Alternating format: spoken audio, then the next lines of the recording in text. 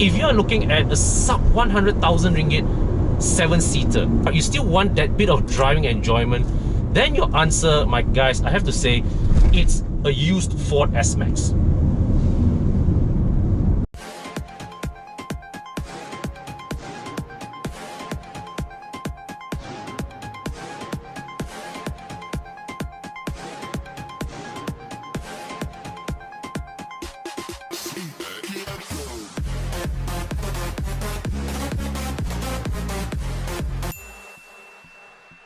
Panas, steady ya?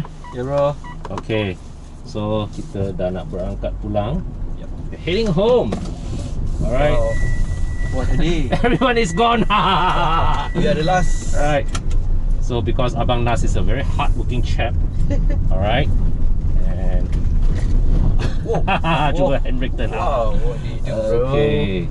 Alright, so climbing up this steep slope, well, gentle throttle, it pulls along, of course not very fast, but it pulls along. Okay, and see how it tackles the terrain. Now I've tried it when coming in lah, so now just filming it for you guys.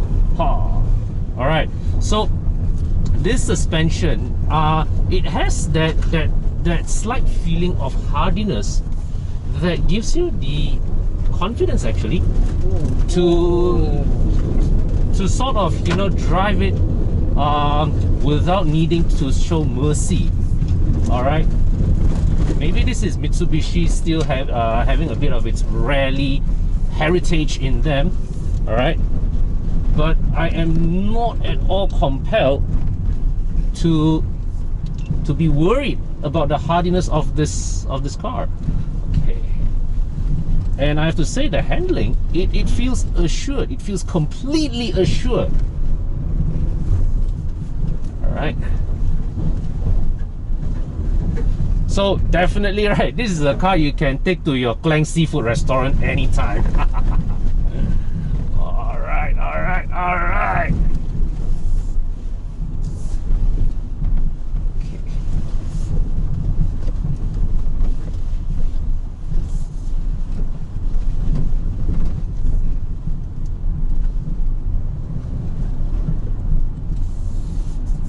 This is 1 kilometer of this kind of mild gravel.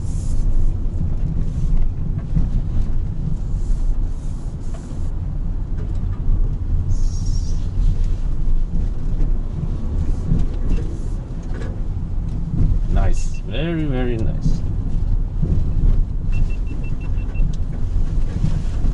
This thing is taking it like a champ, man. The Xpander really is taking this like a champ. There are bigger SUVs that I wouldn't dare, that I wouldn't be so emboldened to subject them to this kind of punishment. Well, that's also because Mitsubishi dared to invite us to bring the car here in the first place lah.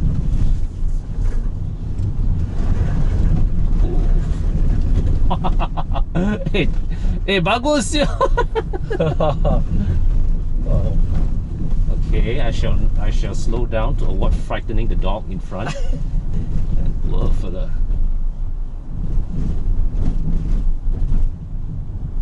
Alright. So now we have come back to Tarmac Road and we will backtrack the way we came. Alright. And let me just show you what this car can do around the bends. So just now on my way here, we found that the handling of the Xpander around these bends are surprisingly assuring. Okay, now granted that the 1.5 litre 4-cylinder engine mated to the 4-speed auto does not produce anywhere near sterling performance, but it's sufficient. Okay, and honestly, in all honesty, the combo, it feels well tuned. It feels like, you know, the engine and transmission are well matched to each other. And another standout quality of the driving experience is the ride. You know, is the way it soaks out it irons out all the imperfections and the undulations of the road that, you know, that gives you that confidence, right, to push this car along. And I'm not talking about pushing it like toge kind of hard, but what I'm saying is that if you are bringing your family along for a ride into this part of the woods, what it means is you have a car with the right dynamic fundamentals that allow you to string all these corners together, you know, without breaking stride, without losing your momentum, and doing it smoothly. So of course, under hard acceleration, the engine will scream a bit, okay? That is unavoidable, because at the end of the day, you are only depending on 105 horses to pull 1.3 tons of metal. But once it gets going, it's sufficient. And as I said, at 100 kilometers per hour, we are only needing about 2,500 RPM to go along.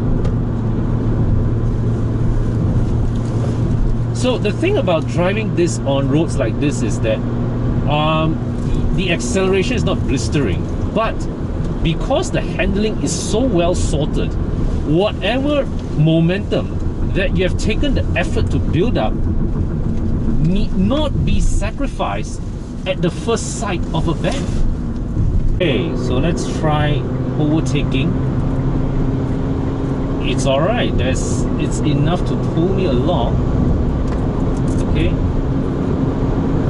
and just look at how smooth it negotiates this bends. Okay, so alright, okay, cutting it too close, I can't see what's coming from the other side. But in all honesty, if I knew it's an empty road in front, I would have overtaken this Nazaria without hesitation, and well, there I went. And you see all these patches of road, all right? The suspension, the chassis just soaked it all up. So I have to imagine that the torsional rigidity of this chassis must be really rather good. Okay, so there's a sharp, well, a sort of sharpish corner, and it's an undulating bend, right?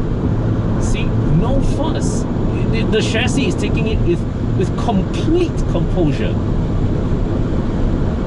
This is insane, man.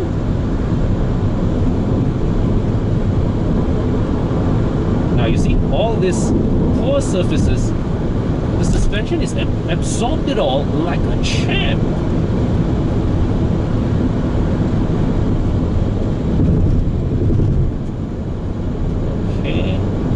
So the real trick with this car in this kind of driving conditions is you can really trust the fundamentals of this chassis, and you can carry a great deal of its momentum around.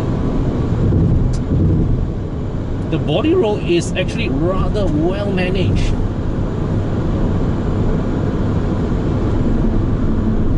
Pretty good, pretty good. Okay guys, so I'll check out, I think there's more bends of this for me to enjoy, so I'll catch up with you guys again once I reach the highway.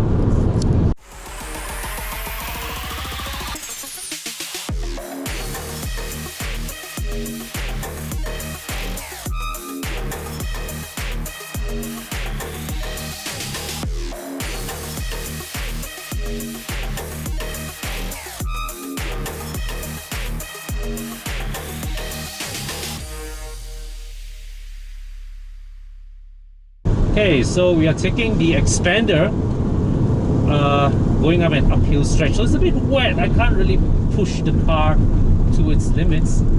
But here, well, in this kind of driving situations, the limitations of the 1.5 liter engine is a little exposed. So you can see that if left to its own devices, the transmission is constantly needing to hunt between second gear, third gear, second gear, third gear, in order to summon enough torque to pull you up the slope. All right, to exert a sustained pull up the slope. And when you come across slow moving traffic like this, fuck, because you'll be like sunk behind it. With a car, underpowered car like this, you want that momentum, all right, so that you can proceed uninterrupted. And now, just now, the car kicked down to second gear. It's given me a bit of a boost of pace, and I have to say the handling, it is all still holding together very, very nicely. This car thus far, it has given me plenty of confidence to carry a high degree of speed around various bends. And even as I see the surfaces, as you know, undulating surfaces, no concern whatsoever. All right. So I'm going to pass this Land Cruiser and come back in. No problem, absolutely no problem.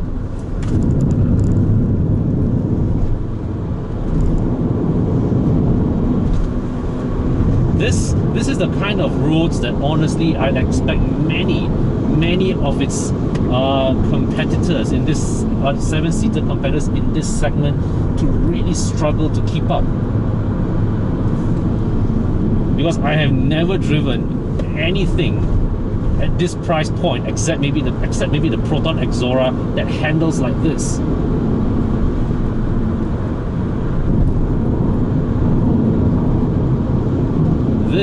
This is thoroughly impressive. Okay, so we are cruising along at 110 kilometers thereabouts on the north-south highway, and the engine is revving along at about 2,800 RPMs. So the 4-speed automatic transmission, it's evidently well geared enough to give you a good cruising ratio. Okay, so you don't have to pull a high amount of revs on the highways, and that contributes to a more relaxing driving experience. Now, of course, there's a trade-off for this. So what this means is that, let's say like in situations where you know, you're driving along and you lost some speed, you let this you let's say that there's a slower car coming to your path, you need to bring up that speed again.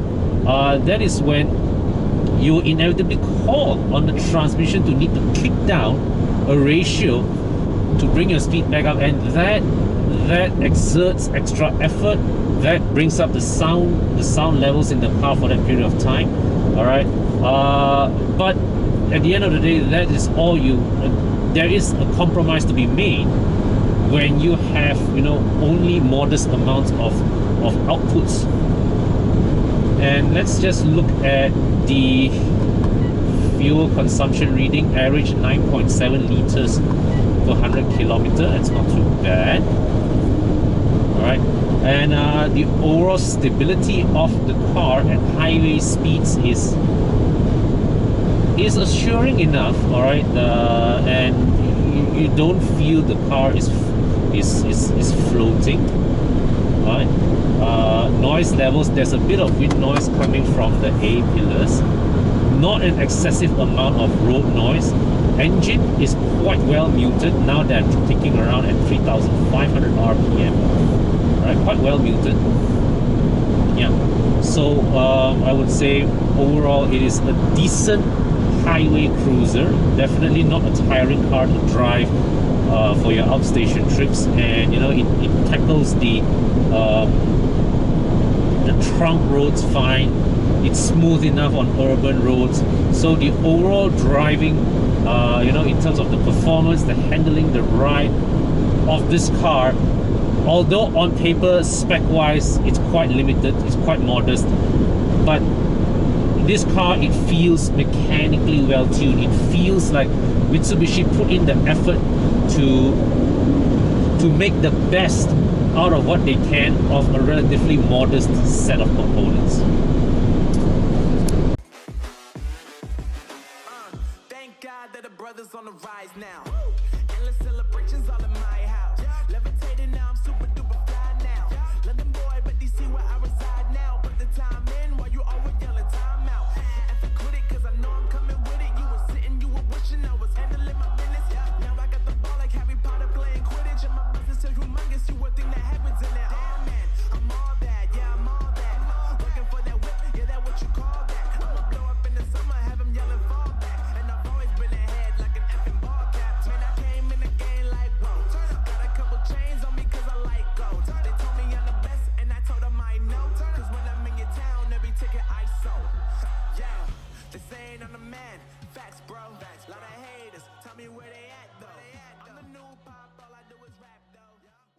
Okay, so honestly, I have to say, the Xpander has been a surprise, and it is a positive one. So when I first checked this car out during the preview, I had anticipated that this would be a popular choice for families, for small families, and it's a very practical choice. Now, of course, this being a sub 100,000 7-seater MPV, there are inevitably a number of cost-driven compromises. You expect that, all right? But what I did not expect was that Mitsubishi was actually able to make a decent driving experience out of it. It's like they actually put in the effort to fine-tune the mechanical refinement of this car. In the whole journey between me and Nas here, it was the whole driving experience felt largely pleasant. It's so much so that if I were to say a family man, the handling was so good. Yes, so assured, Damn good. It's like, on trunk roads, it tackled the bend so well. Then on highways, at highway speed, very, very stable. So surprised. Yes, there will be. You will have to give way to a lot of cars if you are on the fast lane. That is the reality if you're driving with just 105 PS. But but if let's say you are just stringing along at the national highway speed or even slightly higher, the engine is not a struggling engine. And to be fair, the behavior of this engine, it's very peppy, it's very smooth revving, so you don't mind to work it out. Like some engines kan, bila kau tekan dia, you rasa dia buat bunyi yang rasa sangat tak shock tau. It's like a very it's like very thrashy kind of thing. This one, it does not. So this, I would say overall, it's a very pleasantly put together package. I can say this is all around package car. Yes. 7-seater with the safety features. Not bad. And then with the performance handling, and then the looks from the exterior. They put the effort to style the car properly. For a 91,000 car. Kan? 7-seater. Now the thing is, right now, this day and age, at this price point, you can't escape from bringing the mighty Proton X50 into the equation. And to be fair, the X50 is indeed a better value proposition when you factor in the performance, the styling, the features. But don't be surprised, the handling of this actually matches the X50 quite closely. It's just that the gap in performance, then of course makes the X50 a much nicer drive. But then again, if you were to compare with everything else in the B segment, the Xpander here at least has one advantage, is that anybody who is looking at a 7-seater automatically cannot consider the X50. Alright? So the thing is, if you are looking at a sub 100,000 ringgit 7-seater, alright, you don't want a boring car. You still want that bit of driving enjoyment.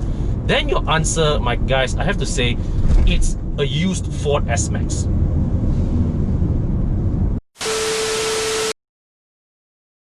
So the thing is this, guys, if you are family growing, alright, you're on a budget, you need 7 seats, you only have space for one car, you still want a bit of driving enjoyment, then actually the Xpander is really, really worth considering, because Totally agree. it's not bad at all. It's not bad at all. Okay guys, so we have reached the end of our video, and Nas pinjam kau punya slogan biasa tu. Sekiranya video ni bermanfaat, if this video has been useful for you, has been educational for you, would really appreciate if you guys help us with 2 clicks. The like button, the subscribe button. Don't forget, if you are if you want the Malay version, kalau korang nak tonton versi bahasa Melayu, pergi channel Abang Nas, okay? Nas Abdullah. Subscribe, tolong subscribe channel saya, channel abang kita, dan channel team member kita lain, okay? Bobby, Beng, Tana, Sri, member baru Thomas, Rachel, HP, semua tu kita ni among gang yang paling aktif mengeluarkan video review kereta baru di Malaysia. Okay, so our objective in producing our car reviews is that we want to give you guys the best buying advice so that you guys can make the best buying choices, all right, in choosing the car that best fits your needs at your budget. And if you are looking to buy used car, we can help you also. Come to our panel of inspection centers, have the car checked through, and to have to give you a proper health check and see whether it's worth buying, and you know how much you need to spend to fix and all that. Okay, if your car's running out of warranty, get another year peace of mind by buying Evo Club extended warranty with us. Insurance expiring, renew Evo Club insurance. You know, you can save 40% of your premium, or even if you are a heavy user, this Evo Club insurance gives you the means to stagger your insurance into 3 separate payments without incurring extra charges. All right. So, and lastly, if you're looking for a place to work on your car, to service your car, whatever, we also have our Evo Club trusted workshops where you will be assured of quality and trustworthy workmanship. All right. So do join us. Head over to club.evomalaysia.com, sign up as member, and explore all these various benefits that we work hard to bring to you guys in order to enhance your car ownership experience. Okay, guys. So once again, to pinjam Nas punya tagline, strategy, fight, conquer.